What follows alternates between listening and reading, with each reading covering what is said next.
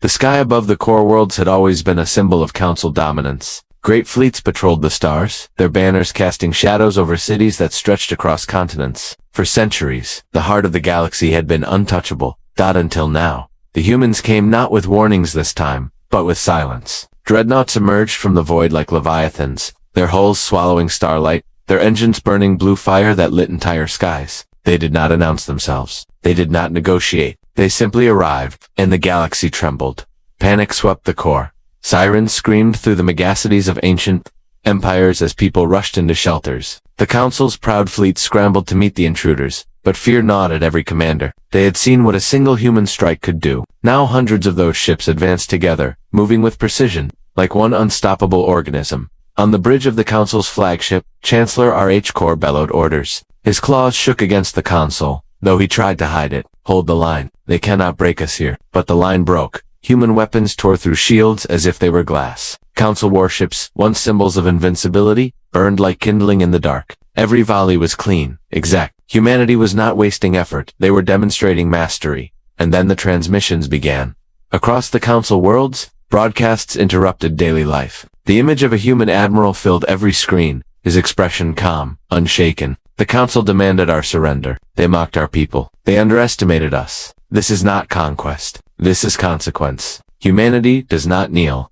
The words echoed across the galaxy, reaching even the farthest colonies. On border worlds long neglected by the Council, people cheered. On occupied planets, rebellions stirred. Entire species, once silenced, whispered humanity's words as if they were their own.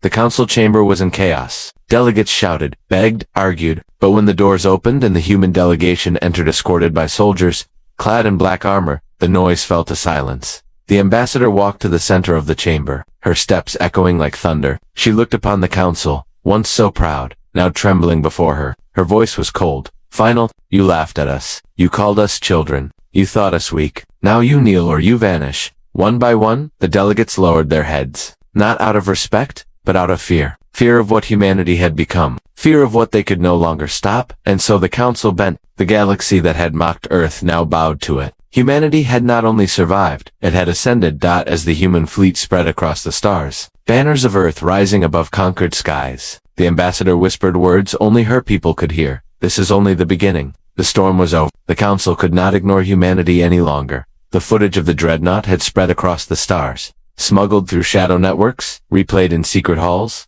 whispered about in fearful tones. Yet the Chancellor declared it a hoax. A fabrication meant to frighten the weak. So the Council voted. A fleet would be dispatched to the Sol system. Not for war, at least not openly, but to remind humanity of its place. 300 ships, drawn from every major species, armed and polished for intimidation. The Council called it a show of strength. The people of Earth called it what it was, a threat.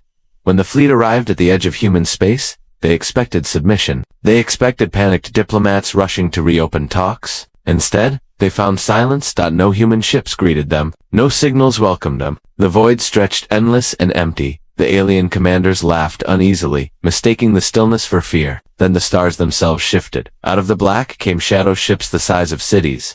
Gliding without sound, their hulls black as obsidian. The Council fleet's laughter died in their throats. Their scanners screamed warnings, detecting weapons they did not understand, power signatures off every scale.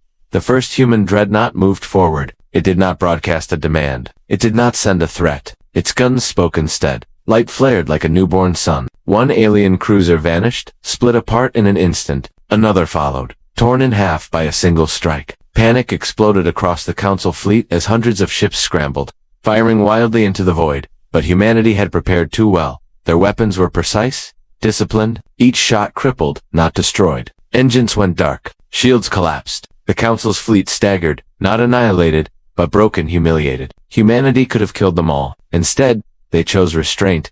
On the bridge of the dreadnought, Admiral Reyes stood with his hands clasped behind his back. His voice was calm, measured. Transmit this to the Council, he ordered. Tell them this was mercy. Next time, it will not be. The message carried through every surviving ship, every trembling commander, every horrified crew. The humiliation burned deeper than the wounds of battle. By the time the shattered fleet limped back to Council space, word had already spread. The galaxy knew. Humanity had stood against the Council's might and held back. The political storm was immediate. Some species demanded vengeance, others demanded surrender to humanity before worse could come. Alliances strained, cracks widening in walls that had held for centuries. And on Earth, the people did not cheer. They watched in grim silence, knowing what the first strike truly meant. This was not victory, this was warning. A line had been crossed, and there would be no turning back. Humanity had shown its teeth. The galaxy had seen the bite. But the war had only just begun. Asterisk. The survivors of the failed show of strength limped back into council space like wounded animals. Ships that had once gleamed with pride now drifted into dockyards, scarred, engines flickering, hulls torn open. The banners of a dozen empires sagged in shame, their crews whispering of human weapons that burned brighter than suns.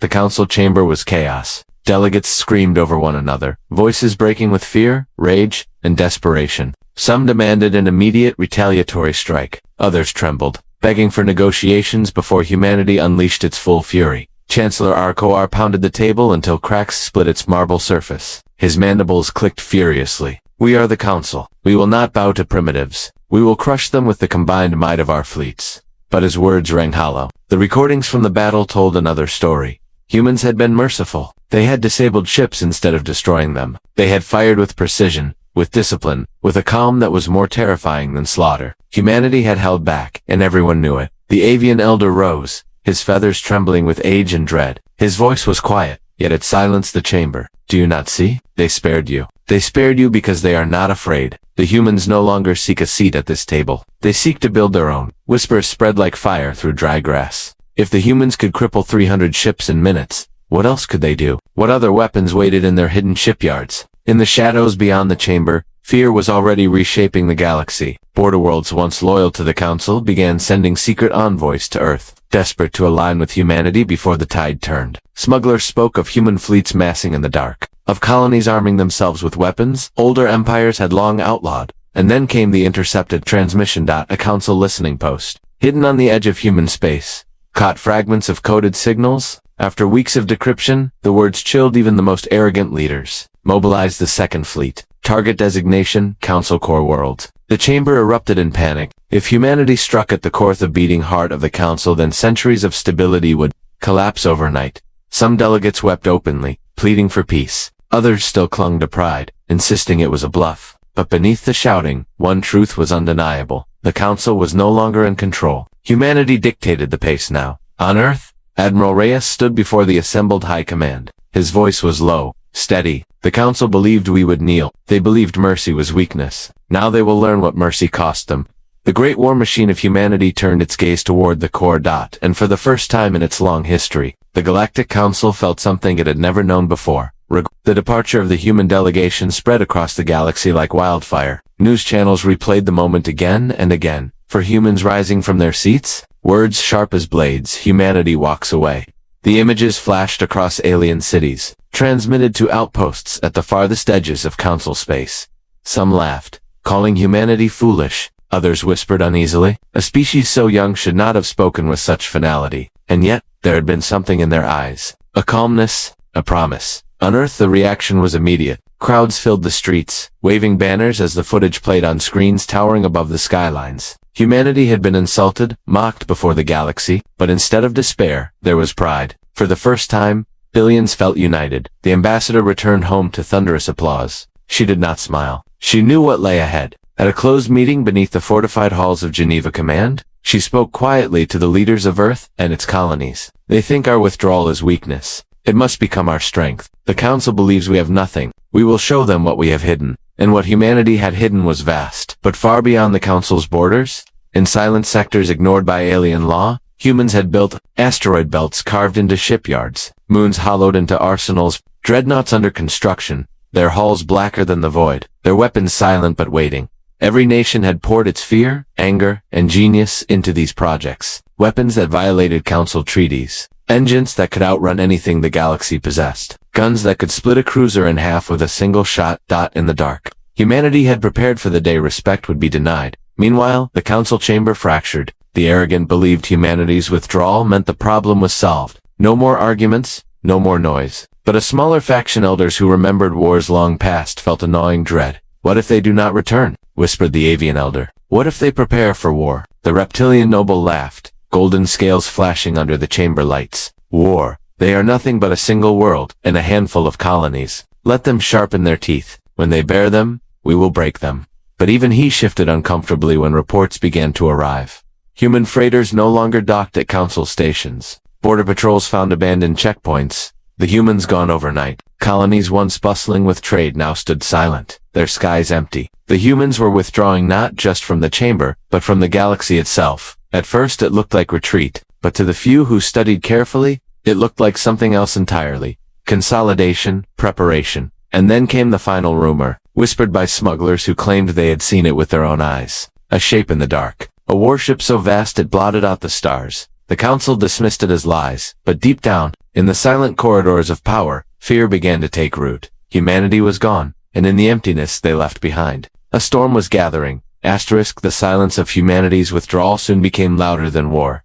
At first, the Galactic Council celebrated, markets adjusted, trade routes shifted, and arrogant voices declared the problem of Earth solved. Humanity, they said, would crawl back when hunger gnawed at their colonies and their fleets rusted unused. But weeks passed, then months, and humanity did not return. Council envoys sent to human territories found empty stations. Border posts stood abandoned, beacons cold and lifeless. Entire sectors once open to trade were now sealed. Patrols turned away by human warships, bearing no insignia, only the dark crest of Earth. The council grew uneasy. Reports trickled in from smugglers, from merchants who dared skirt the edges of human space. Whispers of colossal structures orbiting moons, of shipyards the size of cities, of weapons that glowed like suns in the dark. Chancellor Arcoar dismissed them all. Lies. Humanity is fracturing. They lack the discipline to build such things. But others were not so sure.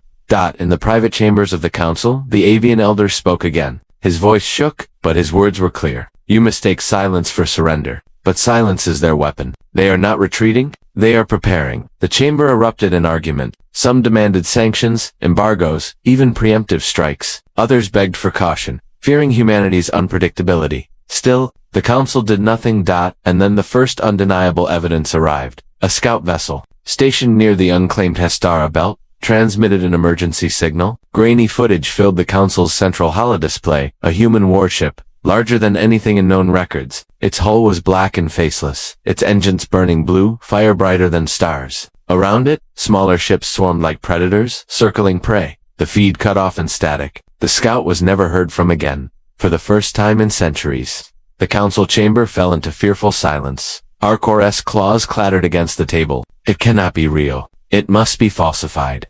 But the avian elder's eyes gleamed with grim certainty. It is real, and it is only the beginning. Outside the chamber, panic spread. Trade routes collapsed as merchants refused to travel near human space. Border worlds, once loyal to the council, whispered of aligning with Earth instead. If humanity had such ships, such power, then perhaps the future lay not with the ancient council, but with the rising humans. Fear took root, deep and unshakable, and humanity had spoken not a single word. On Earth, shipyards worked day and night, their forges burning across the black sky. In orbit, the first of the dreadnoughts drifted like gods awakening from slumber. Crews whispered prayers as they stepped aboard, feeling history shift beneath their boots. Humanity did not boast. Humanity did not threaten. Humanity only prepared.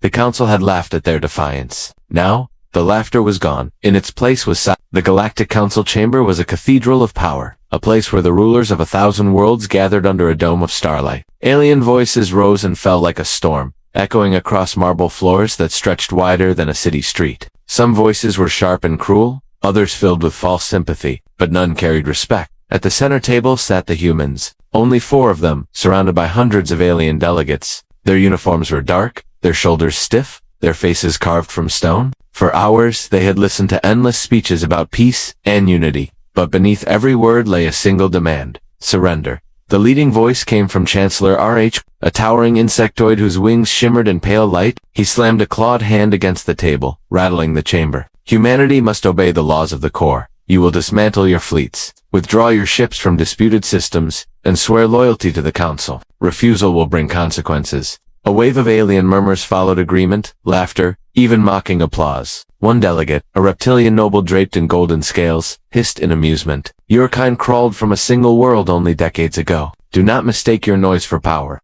You are children, playing with weapons you do not understand. The human envoy did not respond. They simply exchanged a glance, silent as stone. Finally, the ambassador rose. A woman with gray hair tied tight and eyes like sharpened steel. Her voice was steady, every word striking like a blade. Humanity does not kneel. The chamber fell into sudden silence. The laughter died. 1,000 alien eyes fixed on her. The scarred general at her side leaned forward, his voice low but strong enough to carry across the vast hall. We came for peace. We offered respect. What we received was insult. So listen carefully, there will be no surrender. Humanity walks away. The words hit harder than weapons fire. The humans stood together, their boots echoing on polished stone as they marched toward the doors. They did not look back, not once. The council sat frozen. Some sneered in disbelief. Others whispered nervously, unease flickering in their eyes. None dared to follow. Only one ancient delegate, an elder with pale skin like cracked stone, whispered into the silence. They have been tested before, and always, they endured. You have made a grave mistake. But his warning was lost in the noise as new arguments erupted. The arrogant mocked, the fearful muttered,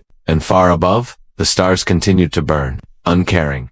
On the departing human ship, the ambassador gazed through the viewport at the endless void. Her hands trembled not with fear, but with fierce pride. If they will not respect us, she whispered, then they will learn to fear us.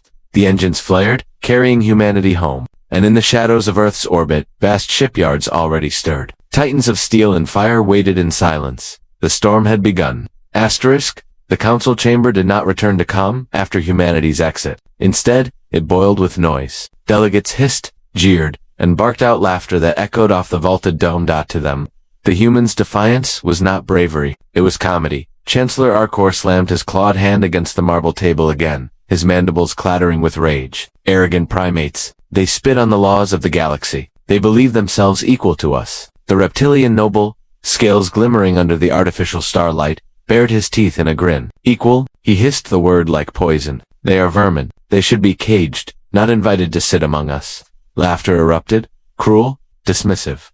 But amid the jeers there were other voices, lower, hesitant, uneasy. An avian elder tapped his talons nervously against the table. You mock them, but you have not studied them as I have. Their rise has been unnatural. In a century they leaped from airships to stars. In decades they built fleets that rival entire sectors. Does that sound like vermin? The laughter faltered for a heartbeat, then returned sharper, louder, drowning him out. Far above the council chamber, aboard the human vessel breaking orbit, the mood was starkly different. The ambassador sat in silence, her reflection staring back at her from the glass. Behind her, the scarred general clenched his fists. They laughed at us, he growled, mocked us like animals. I should have ended it there. The ambassador's voice was calm, but beneath it burned steel. No, let them laugh. Their laughter is weakness, and weakness leaves them blind. The ship's engines flared. The stars stretched. Humanity was leaving not in defeat, but in warning. Back in the chamber, Chancellor Arcor raised his voice above the noise. Let them go. They will crawl back when their worlds begin to starve. When their trade dies, when their ships are shattered, humanity is nothing without the council. Applause thundered, but it was hollow. Even those who cheered felt a faint unease. The avian elder leaned toward his reptilian neighbor, whispering, You do not understand them. Humans have a history. They have been underestimated before. The reptilian nobles snorted, and they bled every time. The elder's feathers shivered as he spoke a final warning. Yes, but they always bled forward. The words were lost in the roar of voices, drowned by arrogance. None in that chamber, not even the cautious, could yet see what was coming. The humans had not withdrawn in shame. They had withdrawn in fury. And fury was far more dangerous. In the shipyards above Earth, engineers worked without sleep. Vast silhouettes hung in the dark, their hulls forged from steel and fire. Weapons older empires dared not build, hummed with power. The council believed humanity had turned its back on war, but humanity had only just begun preparing for it. The insult had been spoken, the silence had been broken, and the galaxy